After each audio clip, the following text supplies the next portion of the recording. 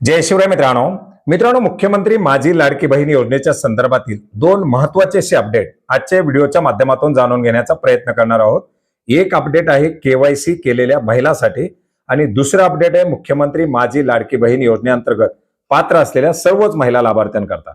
मित्रांनो, मुख्यमंत्री माझी लाडकी बहीण योजनेच्या अंतर्गत केवायसी केलेल्या परंतु केवायसी चुकलेल्या महिला लाभार्थ्यांचे हप्ते येणं बंद झालं होतं आणि यास्तव जी काही केवायसी मध्ये चूक असेल ती सुधारण्यासाठी 31 मार्च पर्यंतची मुदत दिलेली आहे। जवळजवळ 17 लाख महिला लाभार्थ्यांच्या आतापर्यंत केवायसी मध्ये सुधार झालेले आहेत आणि त्यापैकी बऱ्याच साऱ्या महिला लाभार्थ्यांना जानेवारी महिन्याचा हप्ता देखील वितरित करण्यात आलेला आहे। ज्या महिला लाभार्थ्यांचे हप्ते आलेले नाहीत किंवा ज्यांचे केवायसी मध्ये दुरुस्ती आहे अशा महिला लाभार्थ्यांना केवायसी दुरुस्ती करण्यासाठी आवाहन करण्यात येत आहे आणि केवायसी दुरुस्ती झाल्यानंतर हा जो काही येणारा फेब्रुवारीचा हप्ता आहे तो त्या महिला लाभार्थ्यांना मिळू शकतो। अशा प्रकारचं आवाहन पुन्हा एकदा प्रशासनाच्या माध्यमातून करण्यात आलेलं आहे। त्याच्यामुळे आपली जर केवायसी झालेली असेल आणि दुरुस्त असेल तर ती दुरुस्त करून घेण्याचा प्रयत्न करा आणि जर दुरुस्तीच्या यादीमध्ये नसेल, केवायसी केलेली असेल, हप्ता येत नसेल तर आपण आपली तक्रार महिला व बालविकास विभागाकडे ऑनलाईन पद्धतीने किंवा ऑफलाईन पद्धतीने द्या। याच्याबद्दल आपण क्लिअरली एका व्हिडिओच्या माध्यमातून माहिती घेतलेली। दुसरं जे काही महत्त्वाचं अपडेट आहे ते म्हणजे मुख्यमंत्री माझी लाडकी बहीण योजनेच्या अंतर्गत लाभ घेणाऱ्या महिलांचं सक्षमीकरण करण्याच्या संदर्भातील या महिला ज्या आहेत या महिलांना एकत्रित होऊन नागरी सहकारी पतसंस्था सुरू करण्यासाठी एक आवाहन करण्यात आलेलं आहे। यापूर्वीच आपण पाहिलं होतं की जून 2025 मध्ये याच्या संदर्भातील एक परिपत्रक काढण्यात आलं होतं। 11 जून 2025 रोजी सहकारी विभागाच्या माध्यमातून लाडकी बहीण योजनेअंतर्गत लाभार्थी महिलांची नागरी सहकारी पतसंस्था नोंदवण्याबाबत अर्थार्थी याच्या अंतर्गत जर महिला लाभार्थ्यांना पतसंस्था नोंदवायची असेल तर ती पतसंस्था नोंदवता येते।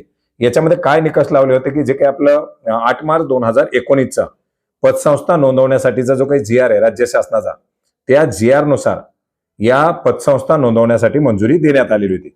याच्यामध्ये काय होतं की वार्ड प्रभाग जे आहेत मुंबई, ठाणे, नवी मुंबई याच्यामध्ये सभासद संख्या 1000 आणि नोंदणी वेळेचं भाग भांडवल 15 लाख एवढं असेल तर त्या ठिकाणी नागरी सहकारी पतसंस्थेची नोंदणी करता येते।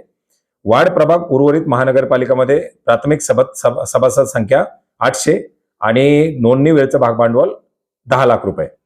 महानगरपालिका मुंबई, ठाणे आणि नवी मुंबई याच्यामध्ये 2000 सभासद संख्या 30 लाख रुपयाचं भाग भांडवल आणि उर्वरित महानगरपालिका कार्यक्षेत्रासाठी 1500 सभासद संख्या आणि 20 लाख रुपयापर्यंतचं भाग भांडवल।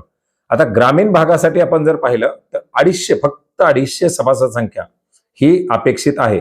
म्हणजे एका गावामध्ये आपण जर पाहिलं तर कशाही केल्या तरी लाडकी बहीण योजनेच्या पात्र महिला लाभार्थ्या 500 पर्यंत असू शकतात आणि भाग भांडवल किती आहे तर फक्त 1.5 लाख रुपये। याच्यामध्ये तुम्ही नागरी सहकारी पतसंस्थेची नोंदणी करू शकता। याच्यावरती जे काही आहे ते म्हणजे तालुका लेवलला 500 सभासद संख्या आणि 5 लाख रुपयापर्यंतचे भाग भांडवल, जिल्हा लेवलला 1500 सभासद संख्या 10 लाख रुपयाचं भाग भांडवल आणि नगरपालिकेसाठी 500 सभासद संख्या आणि 5 लाख रुपयाचं भाग भांडवल।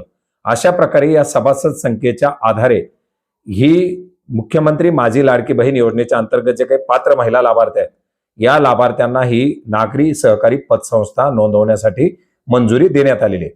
8 मार्च 2019च्या शासन निर्णयानुसार जे काही मार्गदर्शक सूचना आहेत त्या मार्गदर्शक सूचनाच्या अधीन राहून इतर अटी शर्तीच्या अधीन राहून या जे काही नागरी सहकारी पतसंस्था आहेत याची नोंदणी करण्यासाठी निर्देश देण्यात आलेले होते आणि याच्याच अंतर्गत आता जास्तीत जास्त महिला लाभार्थ्यांनी एक होऊन नागरी सहकारी पतसंस्थेची निर्मिती करावी, नोंदणी करावी अशा प्रकारचं आवाहन उपनिबंधक कार्यालयाच्या सहकारी विभागाच्या माध्यमातून करण्यात आलेले।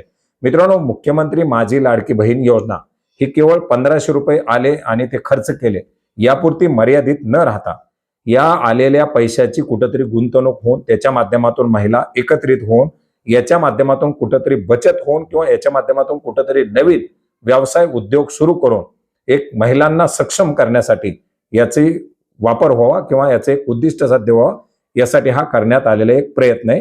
याच्या संदर्भातील दोन्ही GR मी तुम्हाला डिस्क्रिप्शन बॉक्समध्ये देण्यात आलेले आहेत आणि या GRच्या अधीन राहून जास्तीत जास्त महिला लाभार्थ्यांनी नागरी सहकारी पतसंस्थेच्या नोंदणीसाठी प्रयत्न करावेत अशा प्रकारचं आवाहन करण्यात आले। तर दोन महत्त्वाची अशी अपडेट होती जी आपणास नक्की उपयोग पडतील आशा करतो। भेटूयात नवीन माहितीसह, नवीन अपडेट्ससह। धन्यवाद।